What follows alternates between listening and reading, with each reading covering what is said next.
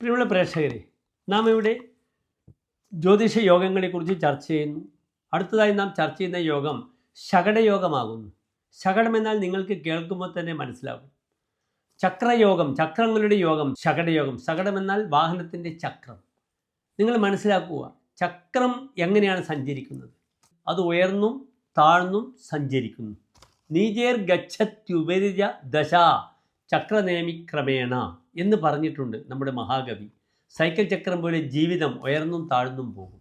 അപ്പോൾ നിങ്ങൾ മനസ്സിലാക്കുക, ശകടയോഗം എന്നാൽ ഒരു താഴ്ചയും ഒരു ഉയർച്ചയുമുള്ള യോഗമാകുന്നു.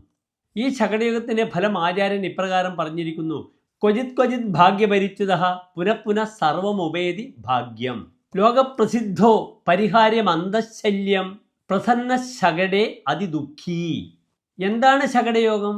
വ്യാഴത്തിൻ്റെ 6, 8, 12 ഭാവങ്ങളിലായി ചന്ദ്രൻ നിൽക്കുന്ന യോഗമാണ് ശകടയോഗം. കേസരി യോഗം എന്നാൽ വ്യാഴകേന്ദ്രത്തിൽ അല്ലെങ്കിൽ ചന്ദ്രകേന്ദ്രത്തിൽ വ്യാഴം നിൽക്കുന്ന യോഗമാകുന്നു. ഇവിടെ ശകടയോഗം എന്നാൽ വ്യാഴത്തിൻ്റെ 6, 8, 12 ഭാവങ്ങളിൽ ചന്ദ്രൻ നിൽക്കുന്ന ഒരു ശോഭയില്ലാത്ത യോഗമാകുന്നു ശകടയോഗം. ഞാൻ സൂചിപ്പിച്ചു, ശകടം എന്നാൽ സൈക്കിൾ ചക്രം പോലെയാണ്, ഉയർന്നും താഴ്ന്നും വരും. യോഗത്തിൻ്റെ ഫലം തന്നെ അത് വളരെ വ്യക്തമാക്കുന്നുണ്ട്. സുവ്യക്തമാണ് ശകടം എന്ന പേര് കേൾക്കുമ്പോൾ തന്നെ.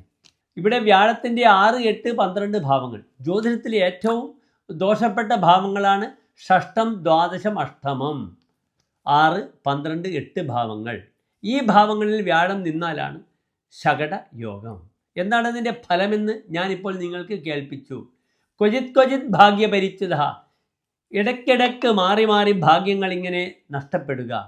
പുനഃപുനഃ പിന്നെയും പിന്നെയും ഭാഗ്യം കയറി വരികയും ചെയ്യും. ഇതാണ് ശകടയോഗം. ഇതിൻ്റെ ഫലം എന്താണ്? ലോകപ്രസിദ്ധ, ഇദ്ദേഹം വളരെ പ്രസിദ്ധനായിത്തീരും ഒരു വശത്ത് ഉയർന്നു നിൽക്കുമ്പോൾ. മറുവശത്ത് താഴുമ്പോഴോ പരിഹാര്യം അന്തശല്യം, ഉള്ളിൽ എപ്പോഴും ശല്യക്കേടുണ്ടാവുന്നൊരു യോഗമാകുന്നു. പിന്നീടോ ശകടേ അതിദുഃഖി, ശകടയോഗത്തിൽ ജനിച്ച വ്യക്തി വളരെയധികം ദുഃഖിതനായിരിക്കും. പ്രസന്ന, പലപ്പോഴും പ്രസന്നതയും ഉണ്ടാകും. അതാണ് ഞാൻ സൂചിപ്പിച്ചത്. താഴ്ചയും ഉയർച്ചയും ഒരു വ്യക്തിക്കുണ്ടാക്കുന്ന യോഗമാകുന്നു ശകടയോഗം. പലപ്പോഴും അത് ഗുണത്തെക്കാളേറെ ദോഷമാണ് സംഭാവന ചെയ്യുക. നിങ്ങൾ ചിന്തിക്കുക, നിങ്ങളുടെ ജാതകത്തിൽ വ്യാഴത്തിൻ്റെ 6, 8, 12 ഭാവങ്ങളിൽ ചന്ദ്രനുണ്ടോ എന്ന് ശ്രദ്ധിക്കുക. ആ ചന്ദ്രൻ വളരെ ദുർബലനാണെങ്കിൽ, അമാവാസിയുടെ സമീപത്താണ് ആ ചന്ദ്രൻ നിൽക്കുന്നതെങ്കിൽ അത് വളരെയധികം ബുദ്ധിമുട്ടുകൾ ഉണ്ടാക്കും. അപ്രകാരം തന്നെ വ്യാഴം വളരെ ദുർബലമായി നീചസ്ഥനായി ലഗ്നാൽ അനിഷ്ടഭാവത്തിൽ നിൽക്കുകയാണെങ്കിൽ ശകടയോഗത്തിന് കൂടുതൽ ബുദ്ധിമുട്ടുകൾ സൃഷ്ടിക്കപ്പെടുന്നതാണ്. നന്ദി, നമസ്തേ.